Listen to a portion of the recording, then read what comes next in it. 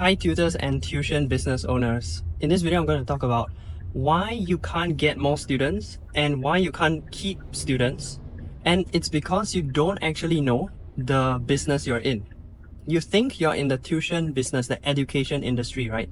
But you're actually in two different industries that kind of matter more when you want to scale beyond just having a few one-to-one students. So I'm going to explain in this video how I managed to get 50 students last year, and actually now it's less than half the year and I already have 51 students. So I've solved the getting students part. And the other thing, which is last year, even at the peak when I had the most number of students, I only had one student drop out per month on average. That means I had a 2% churn rate, which is pretty low. And this year, we switched to physical lessons, so the quality of lessons should improve, right? And despite us growing faster than last year, and that means that sometimes we drop the ball, we don't do a very good job in some areas, I don't respond to students as fast as last year, but I've only had one student drop out and we have 51 now, right? One student for the whole, ever since December of last year when I opened this batch up. So our churn rate is like, I haven't even calculated, but it's so low now, and I'm very happy about that. That means the students like it, they're getting a good experience, they feel that their money is worth, even though we increase our prices. So last year was 320 per month, now it's 360 per month, Singapore dollars. So I think I can say with some certainty that I found a decent solution to these two problems of how to get more students and how to keep students, because even if you get a lot but they all leave, then you won't have a sustainable cash flow, right, per month. So the first solution is actually understanding that you're not in the education industry or the teaching industry, you are in marketing. Yes, you have to learn marketing. So, okay, let me tell you the story, right, of how I started getting more students. And this was back when I had just a few students, I was just starting out, okay? And I saw this ad on Instagram and it said how to get more customers. Okay, it was this guy showing his free book. He was gonna send it to you for free. And I was like, oh wow, Sell Like Crazy, that was the book by Sabri Subi. And how to get more customers, yeah, I'm interested. Free book, oh free, oh yes, sure. So I clicked on the website and I realized, oh, you have to pay shipping? No thanks, So I left, but he retargeted me with his ads and got me to, and he said in his retargeting ad that if I don't love the book, he will refund. So even the shipping fee, he'll refund, right? And so I was like, if I don't love the book even 1%, I'm going to refund and I'm going to get the book for free, right? So that was the plan, but I actually loved the book. It was my first real self-improvement, self-development book. And from there, I've read over 130 something books now in like 2.5 to 3 years. So I really am grateful for that book. And what it taught me basically was marketing, the basics of marketing.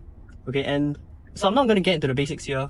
You should go get the book. Yeah, I'm kind of like supporting him, but he kind of deserves it. So go search Sell Like Crazy by Sabri Subi. And yeah, you can get the book, just pay shipping. I'm like advertising for him now. So Sabri, if you see this video, you can use it as a testimonial. So because of that, I learned marketing, and without getting too much into the details, here are the two principles, or two most important principles, right? First is that you have to provide value first into the marketplace. You have to give people before you get. And a lot of us tutors, especially in Singapore, the country I'm in, we have this Asian scarcity mindset of like, oh well, don't give stuff for free, If you put in the work, make sure it's paid, make sure you're charging for it. And so many people told me, why are you giving your notes for free? Because my notes, I spent hundreds, probably thousands of hours by this point perfecting them, and it's just for one level and one subject, O-level pure biology. So much time has gone into it, and I give it for free to the public, right? And so a lot of people like my parents, other tutors are also like, I wouldn't do that, but I gave it for free to the public. And because of that, yes, 90% or more, probably 95, 98% of people who got my free notes don't pay me a single cent in return. But the small percent who do see my notes and get value from it, and they're like, hey, I want bio tuition. Which bio tuition do I know of? Oh, this one, where they gave me the free notes and it was actually valuable. It actually helped me more than my school. So who do you think they're going to go to when they need bio tuition? Well, the answer is obvious, right? And so just that small percentage is all I need to increase the number of customers I will get, far more than otherwise if you just keep everything to yourself. So that's one thing I learned. Providing value first into the marketplace is just so important. So you don't have to use what I use, which was I gave my notes to the free for the student. So when they download it, they're like, wow, free notes, it's exactly what they need, solving the problem, giving them value in advance. And then they know, like, and trust you because you've actually helped them instead of just saying how good you are, which is what most tutors do, right? Most businesses do. They just say, we're so good, we're the best in the country. But no one cares and no one actually knows if you're the best. Everyone's going to claim that.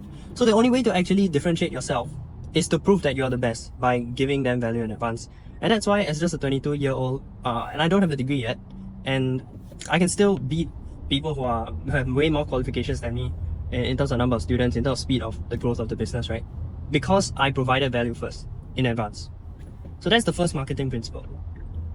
The other one is actually linked. The other principle I was going to say is actually linked to it, which is how do you give the value? It's called a lead magnet. And so for me, it's my free notes. A lead magnet just draws in people, and from there, once you get their email address, or it could be their phone number also, then you promote to them. And so I know other tuition centers, they use free crash courses. That seems to work really well for them. For me, the results are like meh. So for now, I'm not hard on that. My funnel is the lead magnet, which is my free notes, right? Other tuition centers use maybe free consultation, free trial lesson. That itself is a lead magnet because you're providing value for free, right? If it's a free trial lesson. And there's also crash courses. Yeah, but whatever the means is, just provide value. Just give something without return. And the reason why I like digital products so much, and this includes creating good content online, not just some like crappy short form TikToks that no one really cares about, but real solid good content, good teaching.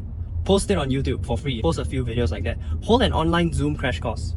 The cost is basically zero, right? And then you post it on YouTube. I've done this several times, and I asked some of my students, why did you join? Because usually they would sign up for a trial lesson first and see whether this guy actually knows what he's talking about. But some of them just sign up straight away, and I'm like, why? I asked them, oh, thank you, but why did you do this? And then some of them say, because I saw your crash course video on YouTube and it was very good teaching. So you see, it does pay off, right? Yeah, so if I were you, easy lead magnet is just hold crash courses for free on Zoom, then record and post on YouTube. And that itself is a lead magnet. But of course, you have to go about promoting it more than just merely posting, because you get like, what, 10 views? So I won't go into the details of how to promote. There are many ways. Okay, so that's about the lead magnet, right? Okay, then what do you do with the students after you've got their email or phone number? Now, most people, once they get that, they start sending them promotions. They start sending, 10% off if you use this discount code, right, in the email. You know what we do when we see those? We just click report as spam or block or unsubscribe, right? No one cares. That's the thing. No one cares. Like, everyone is too caught up with their own lives and their own problems and their own escapism and distraction. If you're a student, right, then they'd probably be like binge watching Netflix or something. So they're too caught up in that. No one cares about your business or you. You have to realize that that's the fundamental truth when it comes to marketing. And once you realize that, you're like, oh, okay, they care about themselves, right? So I have to give them something that furthers that goal. So how do I give them something that helps them? Well, you find what your niche is and what they want, and you find that overlap, and you give them that overlap. So my niche is biology tuition, right? O-level biology tuition. And their niche, or rather what they want as a student, well, there are many things. There could be, how do I get this game that I want to buy but my parents don't let me buy, right? Or how do I get this Apple Watch? I really like Apple Watches, but my parents are not going to buy for me. Or how do I get more friends? How do I get more popular? How do I look more attractive? How do I get a girlfriend? How do I score better grades in school and study less so that I get more time to enjoy life? These are all the wants and desires of the prospect, of my client, of my student, right? So I find, where can I provide value? Where is the overlap that is within my niche? So if I start like sending them emails about, here's how to get a girlfriend, that's not my niche. So it actually dilutes what I stand for, dilutes my brand. And so that's not the right thing to do. The right thing to do is, well, they need help with studying, right? I scored straight A's in the A-levels. How can I help them, right? Give them some tips, free tips, advice, and bio tips with a specific to the content. And that further demonstrates that I'm an expert in the content. So I would send them memory shortcuts of, this concept, here's how to memorize it. Right? It's all free. So I don't just stop at giving value with the lead magnet. I continue giving value after the lead magnet. And every 3 days, a student automatically gets one of my emails, which I've written in the past. And yes, it takes a lot of work writing all of them and making them compelling and interesting to read. After a while, you see, I'm not writing more of those emails and it's still running.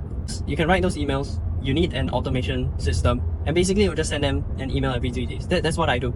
So that's lead magnet. And as for how do I actually convert them into students? Well, it's very simple. Every now and then, I simply send them a message, an email that says, hey, I'm opening spots for my class, or I have spots for my class. First 5 this month, get a 10% discount off. Yeah, I just put a PS for the end of certain emails also, like, hey, if you need help, you're struggling in this subject, come for a trial lesson or sign up. You notice that it's not annoying anymore. It's not like, oh, I hate this, unsubscribe. In fact, they wait for my emails because they're like, oh, every time it's good stuff, every time it's helping me, I care, I'm interested. So they won't unsubscribe. A very small percentage do, but most don't. And they actually read my stuff. When you get promotional emails, do you read? No, you don't read it. You just, delete or archive, right?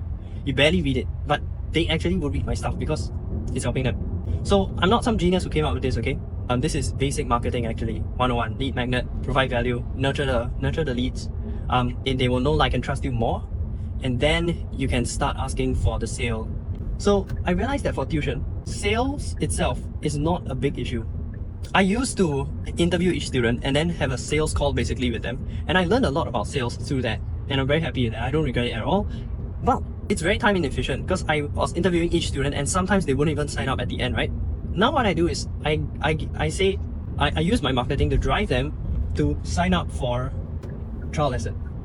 And from there, then they decide, do they want to continue or not.